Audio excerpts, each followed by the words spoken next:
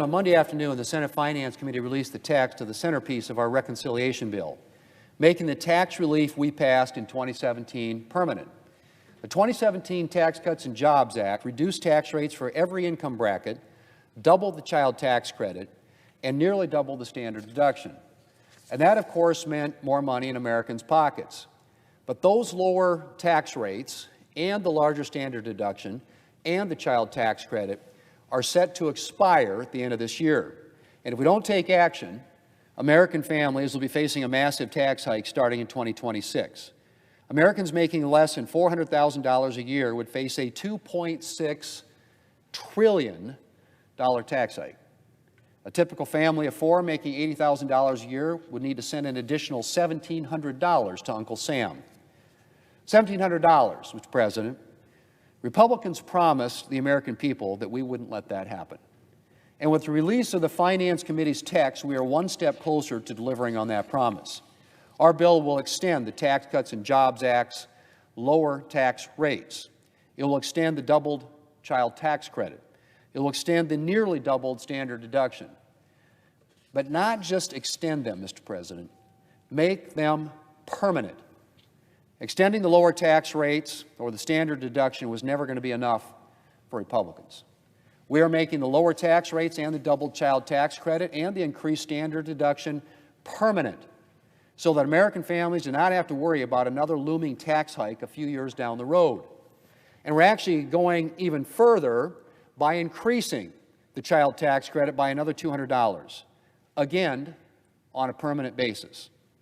And, Mr. President, that's not all we're doing. We're also going to make life better for the American people by growing our economy.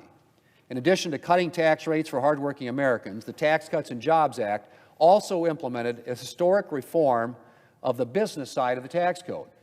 We lowered tax rates for owners of small and medium-sized businesses, farms and ranches, and made it easier for them to recover the cost of investing in their businesses, which in turn freed up cash for them to invest in their operations and their workers. We lowered our nation's massive corporate tax rate, which prior to the Tax Cuts and Jobs Act was the highest corporate tax rate in the developed world, to make American businesses more competitive in the global economy and empower them to invest in wages and benefits for their workers. And we brought our international tax system into the 21st century so that American businesses would no longer be operating at a disadvantage next to their foreign counterparts. And, Mr. President, it worked. In the wake of the Tax Cuts and Jobs Act, our economy grew at a substantially better rate than projected. Real wages increased, unemployment fell to a 50-year low, the poverty rate fell to the lowest level ever recorded, business investment increased. Everywhere you looked, there was positive economic news. Now, Mr. President, when we passed the Tax Cuts and Jobs Act, we were able to make some of that business tax relief permanent. But like the individual tax relief, other provisions have either already expired, are expiring at the end of this year, or in the process of phasing out.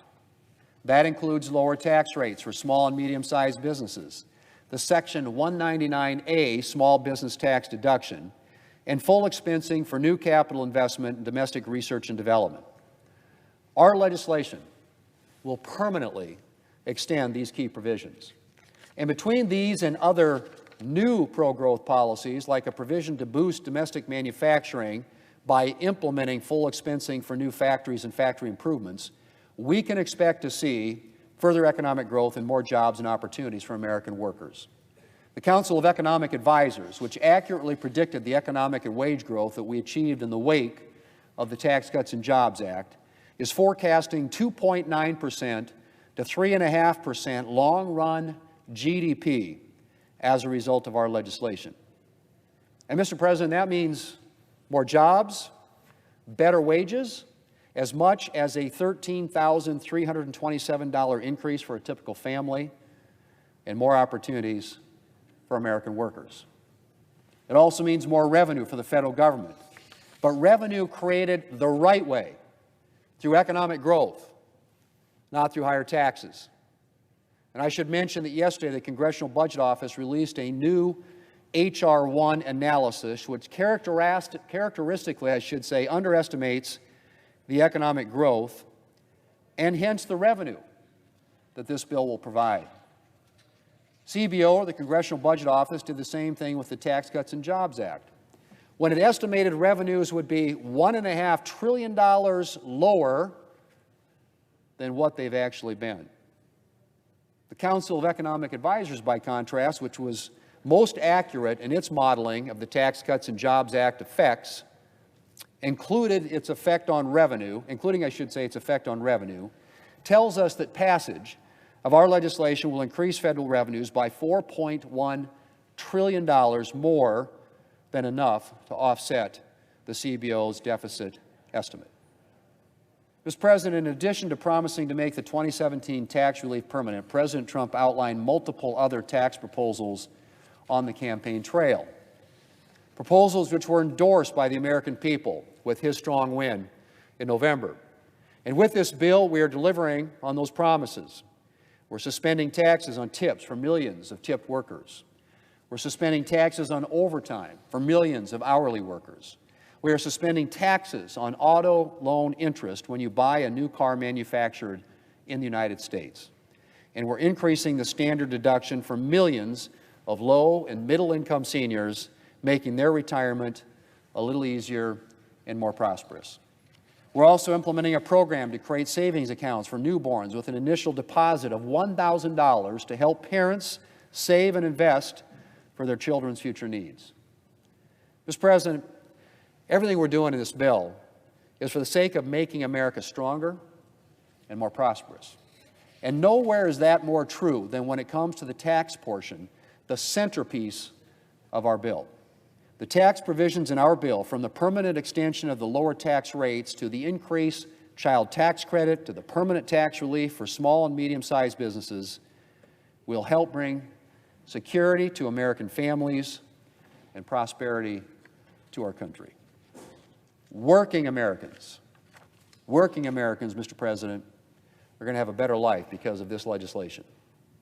And I'm proud to be a part of permanently extending and upgrading the Tax Cuts and Jobs Act.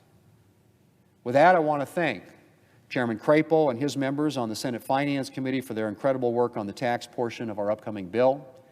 And I look forward, Mr. President, to delivering permanent tax relief for hardworking Americans and American businesses in the very near future.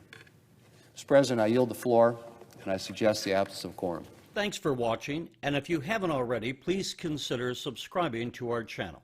And while you're at it, please leave us a comment. Thank you for watching.